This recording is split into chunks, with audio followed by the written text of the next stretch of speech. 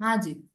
तो हम बात कर रहे थे चैत्य वृक्ष की। तो जैसे जम्बू द्वीप का नाम जम्बू द्वीप पड़ा है, तो क्यों पड़ा है? तो वो जम्बू वृक्ष के कारण। तो वो भी एक चैत्य वृक्ष है, उसमें भी चैत्यालय है, जिन चैत्यालय है। ऐसे ही चैत्य वृक्ष होते हैं, और उनके साइज की हम कल्पना नहीं कर सकते। इतने बड़े बड़े चैत्य वृक्ष होते हैं कि उसमें जिनालय भी स्थित रहता है। ऐसा है। हाँ बोलिए रेणु जी। दीदी ये जो आपने बताया है ना, ये मतलब विनम्र सागर महाराज जी का मैं सुन रही थी। तो कहते कि ऋणानुबंध होता है जिस जीव के साथ, तो ये व्यंतर देव जो है शापित और अनुग्रहित कर देते हैं उन्हें। ऋणानुबंध वो क्या होता है?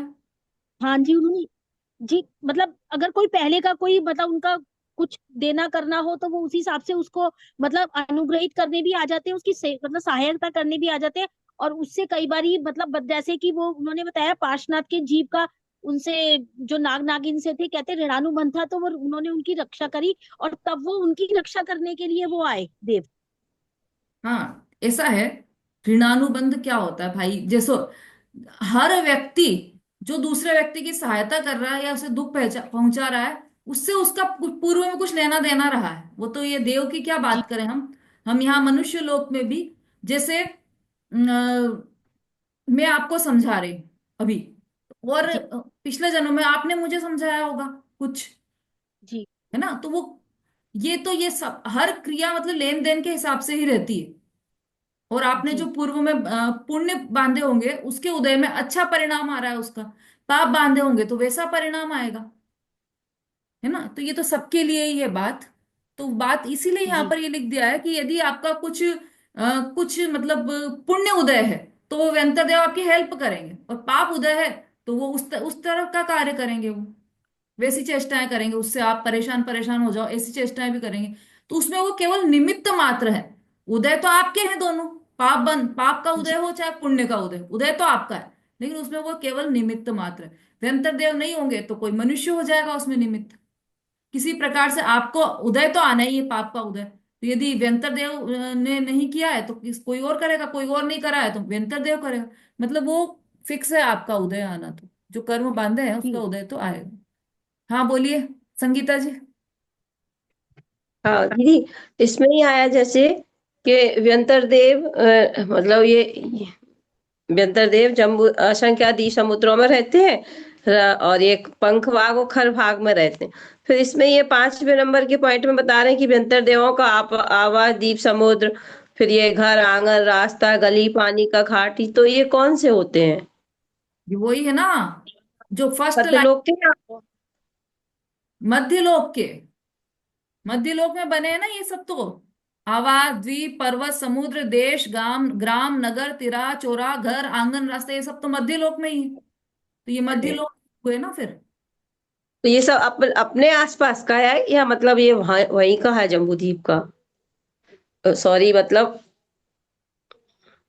ये दो बातें कैसी हुई ये तो? जैसे व्यंतर देव खर भाग और पंख भाग में रहते हैं, फिर ये पानी का घाट गली रास्ता ये कौन से हैं?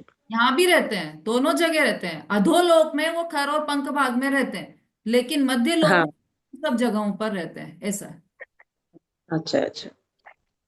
कुंद प्रभा जी तो फिर बोलिए। उनका तो आवास सभी हो गया ना, मतलब वो वहां पर भी रहते हैं अधोलोक में और यहाँ पर भी रहते हैं। हाँ इसलिए आपने चार्ट बनाया होगा तो उसमें दोनों चीजें लिखी है। व्यंतर देवों का निवास कहाँ है? तो लोक और सेट मध्यलोक। हो गई थी, उसमें देखूंगी आपके। कुंद मैं प्रभा। यूट्यूब में से। हाँ दीदी, जय जिनेन्द्र। दीदी, आप बता रहे थे अभी कि वो जो तीर्थंकर भगवान की वो मूर्ति पर है ना, पेशब रहित होती है, लेकिन उन पर है ना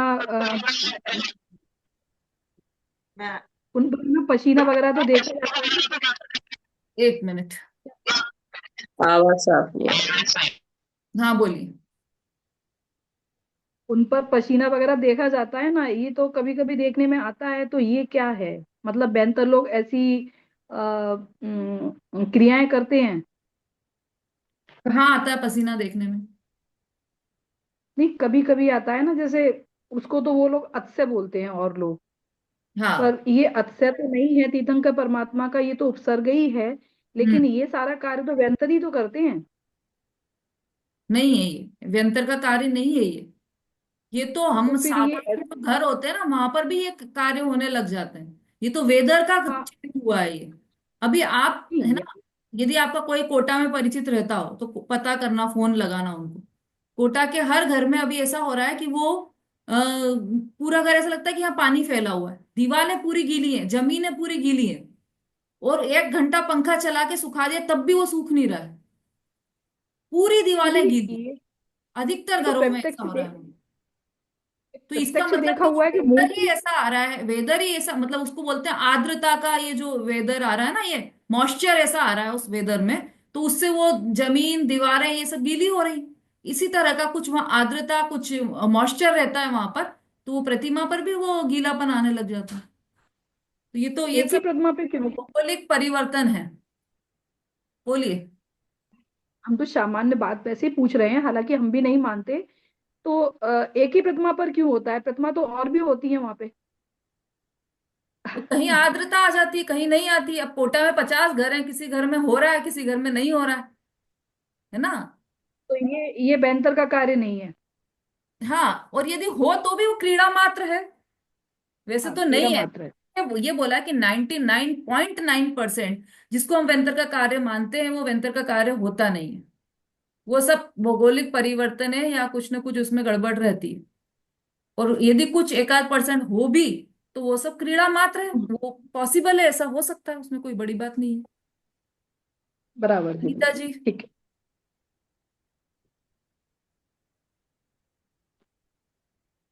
मैडम जय जय मैम। हम्म। दीदी जय। दीदी बोलिए। दीदी दीदी ये मैं पूछ रही थी कि जैसे नवग्रह को देव है उसके ऊपर है, उनके गुणस्थान होते हैं क्या? गुणस्थान गुणस्थान। चौथे से ज्यादा नहीं होता है। हाँ। अच्छा, नहीं तो उसमें कहते हैं मिथ्या दृष्टि होती है, तो मिथ्या दृष्टि के भी कई देव, नवग्रह के समय दृष्टि जीव भी होते हैं और मिथ्या दृष्टि भी जीव होते हैं, तो उनके गुणस्थान कैसे होंगे? समय दृष्टि जीव के होंगे गुणस्थान तो। हाँ हाँ, गुणस्थान तो सबके ही होता है, चाहे पहला हो चाहे चौथा हो। गुणस्थान तो सबके होता है ना। नहीं, किसी के पहला रहता दृष्टि है, की किसी नहीं। के चौथा रहता है। सम्यक दृष्टि नहीं के वो नहीं है स्थान है, मिथ्या दृष्टि का अच्छा। पहला गुण स्थान है। हाँ, समय दृष्टि जीव की होता है ना चौथा गुणस्थान तो। हाँ हाँ, क्यों, क्या दिक्कत है उसमें? सम्यक दृष्टि के ही हाँ। होता है चौथा गुण स्थान तो। और सम्यक दृष्टि वहां तो हो सकते हैं देवगति में, ऐसा नहीं कि वहां सम्यक दृष्टि नहीं हो सकते। मिथ्या दृष्टि भी होते हैं वहां पर, सम्यक दृष्टि भी होते हैं, हाँ दोनों दोनों तरह के देव होते हैं वहां। ठीक है हम्म। दीदी। अनीता जी बोलिए। मैडम जयजनन, मैडम कोई कोई प्रतिमा है ना धरती से नहीं टच होती है और अधूरी सी रहती है, या प्रतिमा में चमत्कार है क्या? हाँ, अंतरिक्ष पार्श्वनाथ की बात कर रहे हो आप, है ना। तो हाँ। वहां पर भी दो कथन है। एक जगह और है पार्श्वनाथ भगवान की प्रतिमा, जिसके लिए ऐसा प्रचारित है कि वो भी अधर में, मुझे नाम चिंतामणि पार्श्वनाथ है शायद, वो ध्यान नहीं आ रहा चिंतामणि मुझे। पार्क। लेकिन वो उसको बाद में देखा गया तो वो नीचे से कुछ भी नहीं था, उसमें से कपड़े निकल रहे थे आराम से, वो जिससे प्रक्षाल किया जाता है। लेकिन पीछे जाकर देखा तो वो 2 एंगल पर टिकी हुई थी वो प्रतिमा, एक जगह पर ऐसा है। और ये जो अंतरिक्ष पार्श्वनाथ है शायद शिरपुर की प्रतिमा में ऐसा है कि वो तो बिल्कुल एक ही पत्थर पर एक जगह से टिकी हुई है। तो वो हो सकता है कि वो व्यंतरों ने किया हो। शोभा जी। दीदी हमारे यहाँ सिवनी में भी जो मंदिर है ना, तो अतिशयकारी है थोड़ा। तो उसमें वो रात को माली है ना, वहाँ मंदिर में ही सोते हैं।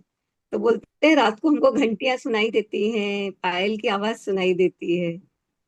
हम्म। ऐसा वो बोलते हैं माली भैया। राजेश भैया हमेशा बोलते हैं कि ठीक है, बनाते हैं। ऊपर में भी होता है एक मंदिर में ऐसा। वो हो सकता है। बिल्कुल, ये मक्सी है उज्जैन के पास, वहां पर भी रात को वहां पर घुंघरुओं की आवाज आती थी, और ये सब चीजें होती थी, झांझर मजीरा की आवाज आती थी। तो हो सकता है, उसमें कोई बड़ी बात नहीं है। वेंतर देव जो जिन धर्मावलंबी हैं, जो समस्या धर्म है, वो आकर वहां पर कर सकते हैं पूजा पाठ। लेकिन उनके लिए इतने सारे अकृत्रिम चैत्यालय हैं। तो एक प्रश्न ये भी होता है कि भाई वो फिर यहाँ क्यों आएंगे, इतने अकृत्रिम चैत्यालय। लेकिन ये भी पॉसिबल है कि यहाँ से निकल रहे हैं तो वो यहाँ पर भक्ति आदि कर सकते हैं, उसमें कोई बड़ी बात नहीं है। नहीं व्यंतर दीदी, देव वहाँ की जो वहाँ के मूल नायक है ना पारसनाथ भगवान, वो प्रतिमा कहीं दूसरी जगह जा रही थी बैलगाड़ी में। यानी हम्म। 125 साल पुरानी बात है। हाँ हाँ तो हाँ। वो सिवनी से क्रॉस हो रही थी, तो बैलगाड़ी हिल ही नहीं रही थी। हाँ उसको इतना हिलाया, नहीं हिली नहीं हिली। जब ये बोला गया कि इनको यहीं विराजमान करेंगे, तब जाके वो बैलगाड़ी हिली नहीं थी, नहीं तो हिली नहीं रही थी बोलते हैं यहाँ से। हाँ तब हाँ फिर उनको सिवनी में विराजमान किया गया। हाँ, ठीक है, ये संभव है। ऐसे ही वो बनेड़िया जी है उज्जैन के पास में, वो पूरा मंदिर ही उड़कर आया है। उड़कर आया मंदिर, हाँ, ऐसा ही एकमात्र मंदिर है मंदिर। जो उड़कर, पूरा मंदिर उड़कर आया है। बहुत अच्छी प्रतिमा है वहां पर, अजितनाथ भगवान का मंदिर है। कभी आप लोग जाएं उधर दर्शन कीजिएगा। तो ये सब संभव है, इसमें कोई चमत्कार नहीं है, और चमत्कार को नमस्कार नहीं है यहाँ पर। ये तो सब संभव है, जो देव होते हैं वो कर सकते हैं ये काम, उसमें कोई बड़ी बात नहीं। जैसे दीदी जैसे दीदी इन लोगों की जब दुर्गा जी बैठती हैं, तो ये लोग जीप के अंदर से मतलब बड़ी बड़ी तलवार है और क्या क्या निकाल लेते हैं लोहे की, और फिर अंगारों पे चलते हैं, तो कुछ तो रहता होगा ना। कौन निकाल लेते हैं? जो लेडीज के ऊपर देवी जी आती है ना, तो वो हाँ जीप के अंदर से पूरा लोहे का पूरा निकाल लेते हैं। इतनी हाँ बड़ी बड़ी छड़ें रहती हैं लोहे की, और आग के ऊपर से भी निकल जाती हैं वो लोग तो। हाँ। देखो, आपने यदि जादूगर का जादू देखा हो, ये क्या नाम था उनका, क्या नाम था वो, कौन से, आनंद, जादूगर आनंद। जादूगर आनंद भी है, और एक और सरकार है ना, कोई छोटे सरकार है जो भी है, वो भी सब कर लेते हैं ये। वो पूरे निकलते जाता है, उसके उनके मुंह में से निकलते जाता है लोहा, निकलते जाता है, और आग पर चल लेते हैं वो। और क्या क्या नहीं कर लेते हैं, जादूगर का जादू देखोगे आप तो सब समझोगे कि कितनी चीजें कर लेते हैं, जिस पर हम कभी बिलीव ही नहीं कर सकते कि ऐसा भी कोई हो सकता है। तो वो भी संभव है कि वहां पर ये क्रिया हो, और यदि नहीं हो तो कोई बात नहीं, वो फिर व्यंतर भी कर सकता है ये क्रीड़ा, कोई बड़ी बात नहीं है। मोस्टली तो वही है, रहता है कि ये सब ऐसी क्रियाएं रहती हैं, जैसे लोहा खा लिया, लोहा निकाल रहे हैं, छड़ निकाल रहे हैं, आग पर चल रहे हैं, तो ये सब वो है ना, कोई एक लेप लगा लिया जाता है जिससे वो आग पर पैर नहीं जलते, तो वो आग पे चल लेते हैं। मतलब हम कल्पना नहीं कर सकते, अब जादूगरों का जादू देख के हम कल्पना कर सकते हैं कि कैसे किया होगा इसने, पर वो हाथ की सफाई रहती है, वो तो खुद ही क्लियर बोलते हैं कि हाथ की सफाई है, ये जादू नहीं है, हाथ की सफाई है। तो ऐसा सब रहता है। हाँ बोलिए। दीदी दीदी, परिवार सहित जो आता है ना, हम लोग पढ़ते पूजा में भी कि देव जो आते हैं परिवार सहित पूजा करने के लिए, तो उनका परिवार क्या होता है? कौन सी पूजा में आए हैं? नंदीश्वर जी की पूजा जो हम लोग पढ़ते हैं, मतलब कोई भी पूजा इस तरह की होती है ना कि हाँ, नंदीश्वर देव की पूजा करने परिवार सहित देव आते हाँ, हैं, तो नंदीश्वर उनका। हाँ। नंदीश्वर दीप की पूजा करने परिवार सहित देव इंद्र जाते हैं। वो सब चर्चा इसमें भी बहुत अच्छे से आने वाली है। तो इंद्र की तो इंद्राणियां भी तो रहती है ना इतनी सारी, वो सब उनका परिवार हाँ, है। इंद्र की इंद्राणियां तो हुई, तो और उनकी संतान तो है नहीं कोई। नहीं नहीं नहीं, संतान नहीं है, पर उनका परिवार तो है ना। और फिर जैसे राजा है तो राजा का मंत्री है, और जो हमने पढ़े ना सामानिक पारिषद, ये सब को लेकर आता है, वो हाँ। उसका एक परिवार है। सोधर्म का इंद्र का अलग परिवार है, ऐशान इंद्र का अलग परिवार है। वो सब अपने अपने परिवारों अच्छा। सहित आते हैं। चलिए, रेखा जी बोलिए। ये शांति विधान में भी तो है कि सब परिवार सहित आते हैं पूजा विधान करने। जो शांति विधान होता है ना, बड़ा वाला। हाँ ठीक है, वो जहां भी आया है वो परिवार मतलब वही है, सारी इंद्राणियां। परिवार मतलब ये नहीं है कि वो बच्चे भी हों और ऐसे। अब आप अपन ने वो जो कमल का वर्णन पढ़ा था, पद्मध्र पर कमल और ये सब पढ़ा था, तो हम्म। उसमें क्या बोला है कि श्री नाम की देवी अपने परिवार सहित वहां रहती है। तो वो जबकि ब्रह्मचारी देवी, पर उसका फिर परिवार कैसे हो गया? कि वो जो परिवार मतलब ये सामान्य पारिषद जाति के जो देव हैं आसपास के कमलों में रहने वाले, उनको एक परिवार बोल दिया गया है। यहां तक कि वृक्ष का भी परिवार बोला है। जम्बू वृक्ष अपने परिवार सहित वहां पर रहता है। तो परिवार का मतलब केवल बच्चे और पत्नी और ये सब नहीं है। परिवार मतलब उनकी जाति के सब वो लोग। चलिए, हाँ, तो हमने क्या क्या देखा अभी, हो गया ना ये कंप्लीट हमारा। हाँ, ये व्यंतर जाति के देव 8 प्रकार के हैं: किन्नर, किमपुरुष, महोरा, गंधर्व, यक्ष, राक्षस, भूत और पिशाच। अब ये कहाँ कहाँ रहते हैं, तो ये मध्य लोक में रहते हैं और अधोलोक में रहते हैं। और खर और पंख भाग में बता दिया कि जो खर भाग है वहां पर सारे ही 7 प्रकार के व्यंतर देव रहते हैं। और पंख भाग में राक्षस नाम के जो व्यंतर देव है वो वहां पर रहते हैं। और जम्बूद्वीप और असंख्यात द्वीप समुद्र में भी रहते हैं ये। अब व्यंतर देव की थोड़े से थोड़ी है, असंख्यातों है व्यंतर देव।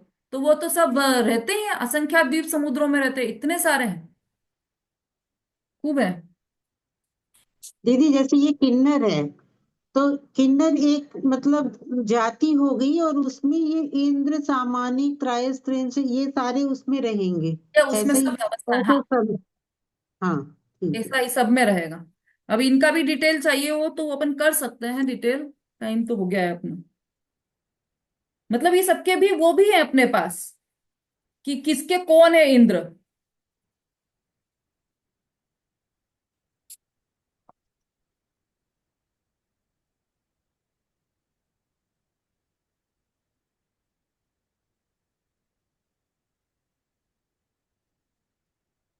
वो भी एक बहुत बड़ा डिटेल है।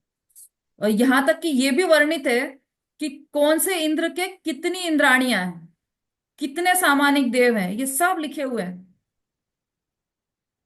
अब जैसे पहले किन्नर जाति संबंधी किम पुरुष और किन्नर।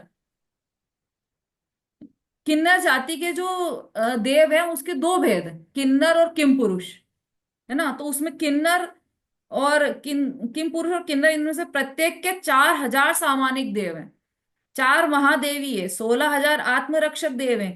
3 सभाओं में से पहली अभ्यंतर सभा में 800, दूसरी मध्यवर्ती सभा में 1000, तीसरी बाह्य सभा में 1200 देव हैं। हाथी, घोड़ा, रथ, प्यादा, गंधर्व, वृषभ, नृत्यकारिणी, ये 7 प्रकार की सेना है। उनमें से प्रत्येक के पहले कक्ष में 28,000, दूसरे में 56,000, तीसरे में, बहुत डिटेल है यहाँ पर।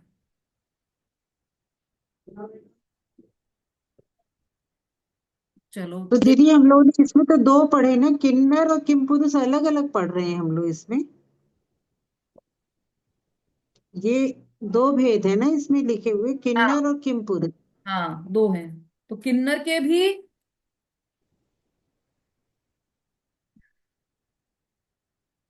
किन्नर के किम पुरुष, किन्नर हृदयंगम, रूपमाली, किन्नर किन्नर, आनंदित, मनोरम, किन्नरोत्तम, रतिप्री, जिष्ट, ये 10 भेद है किन्नर के। और किम पुरुष के भी अलग 10 भेद हैं। कितने हैं किम पुरुष के? 10। अब ये हैं किम पुरुष के पुरुष, पुरुषोत्तम, सत्पुरुष, महापुरुष, पुरुष प्रभा, अति पुरुष, मरु, मरुदेव, मरुत्प्रभ, यशस्वान, ये 10। ये किम पुरुष के भेद हैं। फिर महोरक के भी भेद हैं, भुजंग, भुजंगशाली, महाकाय, अतिकाय, बहुत सारे। प्रियदर्शी के भी 10, अच्छा। देवत के भी 10, फिर मनोहर के 12, नहीं ये किसके हैं, यक्ष के 12, राक्षस के 7, भूत के 7 और पिशाच के 14। इस प्रकार व्यंतर के मूल 8 भेद संबंधी उत्तर भेद, कुल 80 भेद हैं व्यंतर के। जैसे मनुष्य गति में अच्छा। क्षत्रिय, वैश्य आदि कुलों के इक्ष्वाकुश, सोमवंश इत्यादि अनेकों भेद हैं, उसी प्रकार व्यंतर देवों का भी जानना। इसीलिए मैं ये पढ़ नहीं अच्छा। रही थी कि डिटेल समझ के सब भाग जाएंगे। कल से क्लास में 40 की जगह 10 लोग दिखेंगे। तो इसलिए तो क्योंकि अब देखो दी- ये पुराने लोगों का लिखा हुआ, उनकी बुद्धि इतनी तीव्र थी। अभी तो हमको एक दूसरे के मोबाइल नंबर भी याद नहीं रहते, इतनी कम बुद्धि हो गई है। तो उसके अनुसार हम ये मोटा मोटा ही समझ रहे हैं अभी, है ना, बहुत सारा तो डिटेल। अभी तो हम इनमें से ही ले लेंगे दीदी, आगे जो है इंद्र और सामानिक ये वाले, इनको ही समझ लेंगे ना। हाँ इनको ही समझ एक लीजिए, ही। बहुत है। हाँ। चलिए अब समय हो गया है हमारा। कल अपन देखेंगे इनका समझने की कोशिश, इनके जो इंद्र प्रतींद्र है वो समझने का हम प्रयास करेंगे। जावाणी के ज्ञान से सूझे लोकालो, सो वाणी मस्तक नमो हित ऊंधो। बोलिए छिन्नमणि माता की जय। महान जैन धर्म की जय हो। आचार्य उमा स्वामी की स्वामी जय हो। जय। जय। जय जय जिनेन्द्र जिनेन्द्र। सभी को, जय जिनेन्द्र। जय जिनेन्द्र। जय धन्वंतरि, जय धन्वंतरि सभी को। जय जिनेन्द्र।